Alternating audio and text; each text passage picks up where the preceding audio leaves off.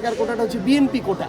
আপনি যদি বিএনপির নেতা হন, পদ পদবি থাকে, তাহলে আপনি জেলা পরিষদে থাকতে পারবেন। পার্বত্য চট্টগ্রামের যে 3 জেলা রয়েছে সেখানে যে কোটার ব্যবস্থা সন্নিবেশ করে গিয়েছিল সরকার পতনের আগে, সেটি এখন পর্যন্ত বহাল আছে, অর্থাৎ ক্ষুদ্র নৃগোষ্ঠীদের ক্ষেত্রে 1%।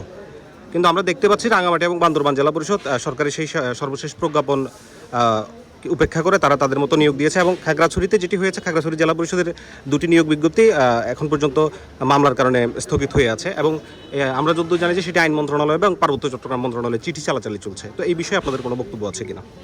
প্রথমত আমাদের আন্দোলনটা ছিল যৌক্তিক কোটা সংস্কার আন্দোলন। আমরা তখন এটা মনে করেছিলাম যে আমাদের পাহাড়ে আমাদের যারা ভাইয়েরা বোনেরা রয়েছে, স্পেশালি পার্বত্য চট্টগ্রামের এই জেলাগুলোতে, কিংবা যারা শারীরিকভাবে নগদ নিয়ে এলো হার না মানা হার অফার। সর্বনিম্ন 10,000 টাকা রেমিটেন্স নগদে পাঠালে থাকছে স্বর্ণের হার জেতার সুযোগ। যারা চ্যালেঞ্জড রয়েছেন, এই ধরনের কিছু স্টেক হোল্ডারের জন্য আমাদের কিছু যৌক্তিক মাত্রায় কোটাটা রাখা উচিত আমাদের মনে হয়েছিল। তখন এই প্রস্তাবটা দিয়েছিলাম।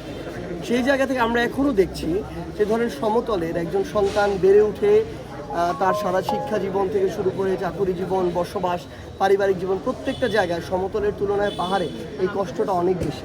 সেই অনুযায়ী এই কেন্দ্রিক যে প্রতিষ্ঠানগুলো রয়েছে, এই প্রতিষ্ঠানগুলোতে তাদের একটা যৌক্তিক মাত্রায় প্রায়োরিটি আমরা এটা থাকতে পারে। সেই জায়গায় সেটার ক্ষেত্রে আমরা যেটা দেখি, ওইটাকে ব্যবহার করে আসলে একটা সিন্ডিকেট করা হয়।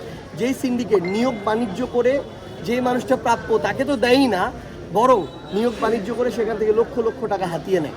আমরা একই ধরনের আরেকটা কোটা ব্যবস্থা দেখলাম আপনাদের এই পার্বত্য যে আমাদের যে জেলাগুলো রয়েছে, এই জেলাগুলোর জেলা পরিষদে। এখানকার কোটাটা কি? এখানকার কোটাটা হচ্ছে বিএনপি কোটা। আপনি যদি বিএনপির নেতা হন, পদ পদবি থাকে, তাহলে আপনি জেলা পরিষদে থাকতে পারবেন। তো এই ধরনের দলীয় কোটা দেখা হয়েছে। তাহলে দিন শেষে এইখানকার মানুষের যে অধিকার, যে জিনিসগুলো উন্নয়ন বা যেটা প্রাপ্য, আমরা মনে করি ওইটা থেকে বঞ্চিত হবে। এবং এখানে আমরা শুনছি যে বিভিন্ন ধরনের টাকার লেনদেনও হয়েছে। তো সামগ্রিকভাবে তাদের মাথায় তো লক্ষ্য থাকবে কীভাবে টাকা উঠানো যায়। আমাদের এই পার্বত্য জেলার মানুষের যেই দুঃখ ছিল, ওই দুঃখ হয়তো চলমানই থাকবে। সেই জায়গায় আমরা বিএনপির এই সিদ্ধান্তের প্রতি আমরা তীব্র প্রতিবাদ জানাচ্ছি যে এই ধরনের দলীয়করণ প্রত্যেকটা জায়গায় এটা তাদের জন্য, এই দেশের জন্য ভালো ফল বয়ে আনবে না।